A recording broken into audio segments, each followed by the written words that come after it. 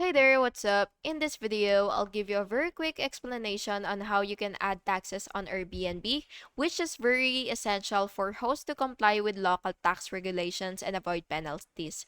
So once you've logged into your account, you will just have to be redirected to the host dashboard, and once you're here you will just have to access taxes. So you will look for your account section somewhere right here. So once you see your account, you will just have to click it, and then you will look for taxes and select it.